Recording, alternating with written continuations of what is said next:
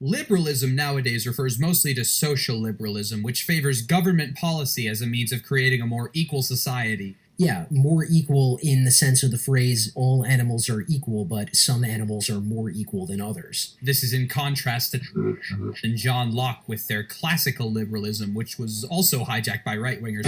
Whoa, okay, hold the fucking phone. Sargon is right-wing?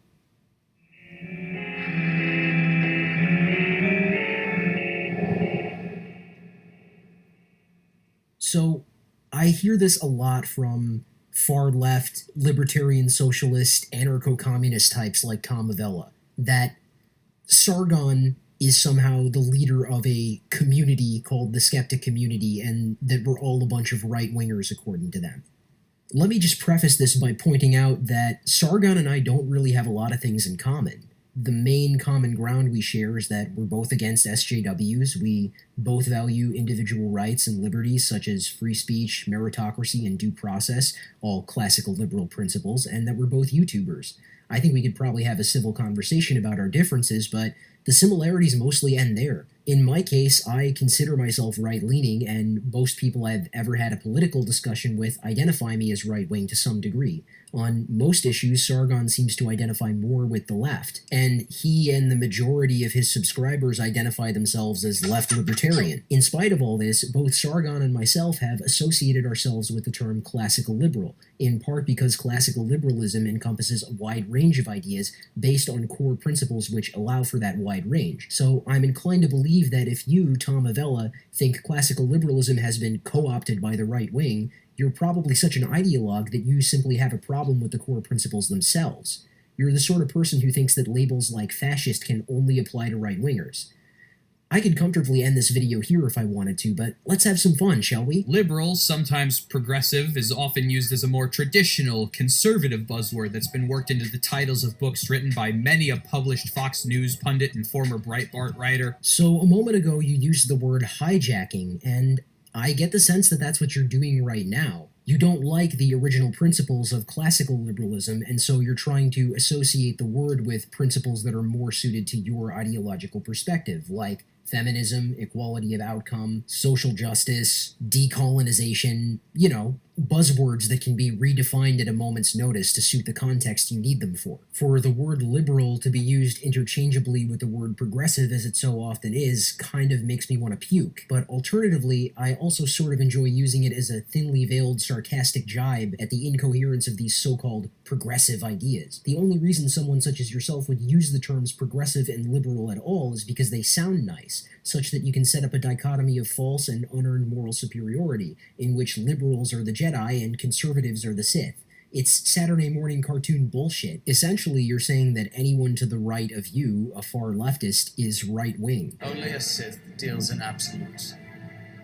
According to these people, liberals are pure evil, pushing a homosexual, Islamist, atheist agenda wherever they go. Could this be due to the fact that progressive far-left politics have in turn adapted and polluted these things and co-opted them as their own in order to speak for people who aren't progressives or leftists? I mean, I have conservative gay friends, and in the course of my friendship with them, it's become abundantly clear that they don't feel represented by the LGBT movement as progressives define it. Or to use myself as another example, I'm technically an atheist, but I don't feel represented by someone like, say, the Amazing Atheist, because his politics are totally different from mine. Or for yet another example, Fraulein is an engineering student, and according to her, the only people who have ever condescended to her in the course of her studies were feminists who were trying to chastise her for not identifying as one of them. And in the context of America, it's not like these exceptions to the politically correct narrative are really uncommon. We're extremely politically polarized right now. I mean, just look at the disingenuity with which you're using this terminology. Look at this statement that I've paused on. You, Tom Avella, have described yourself in many of your other videos as a goddamned anarchist libertarian socialist, which is just about the pukiest, most contradictory leftist gibberish imaginable. You're not a moderate, not even a little bit. And to characterize yourself as such while appropriating words like liberal and progressive to describe anarcho-fucking communism is extremely disingenuous. And this is why people are getting sick of politics like yours, because you can't even be honest about what you stand for. It's like face-melting level dishonesty. It's fucking disgusting. It amounts to little more than fear-mongering at the end of the day. It's one of those words where you can tell how the speaker feels about it based on how they say it. Like, some people are just, I am a liberal. And other people are like, Dear liberal college kids, stop trying to censor people. Do I even need to say anything at this point? The projection is fucking amazing. It really is. So why don't I just circle back to the whole community judgment thing? Jeff Holiday recently took on the one janitor on the concept of the skeptic community. Janitor was trying to make a value judgment about the entire collection of so-called anti-SJWs and skeptics as though we're all part of one group, and Jeff had this to say in his video.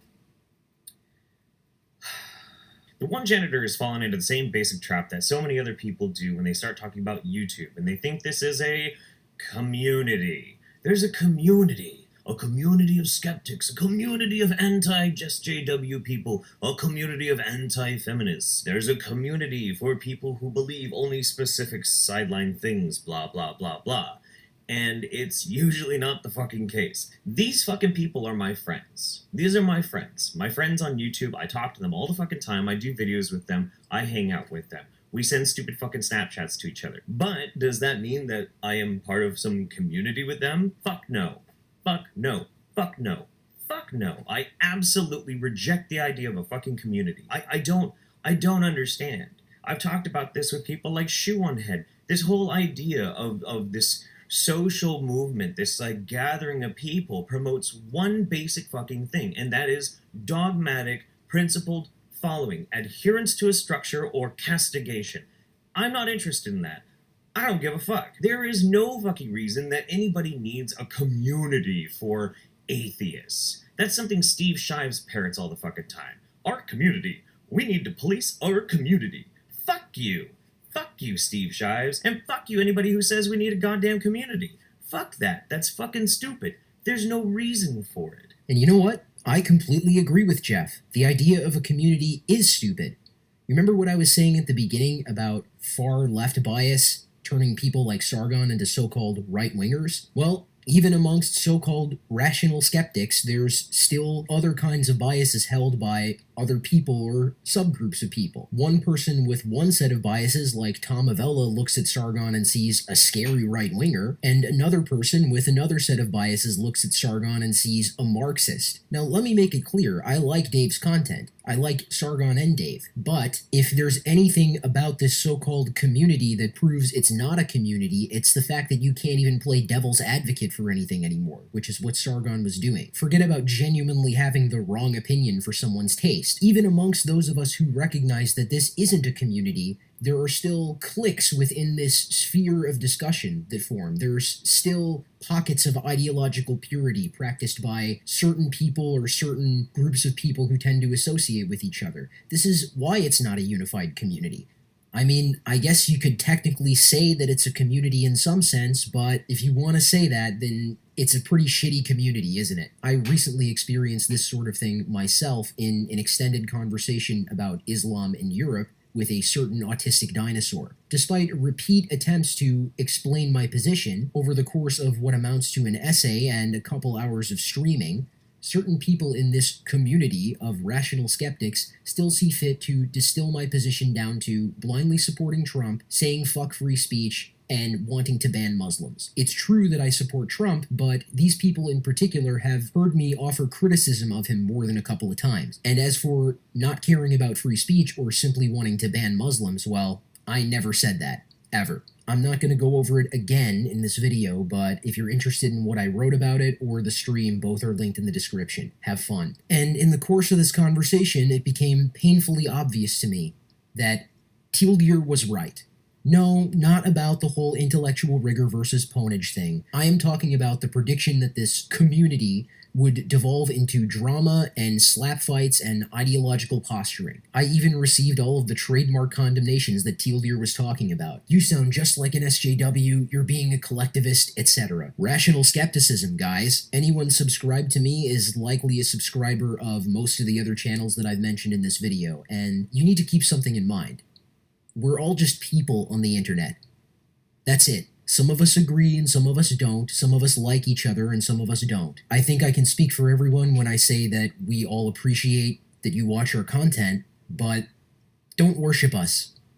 We're not your senpais. We're not better than you. At most, human beings can attempt to think skeptically. We can give it our best shot. But if we, as YouTubers or as viewers of these YouTubers, deserve any credit at all, at least some of us are trying to do that.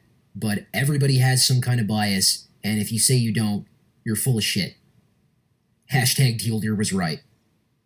If you enjoy my content, consider making a donation. If you can't or don't want to donate, that's okay. You can still help me out by liking and sharing this video. Here are some other videos I think you'll enjoy, and thanks for watching.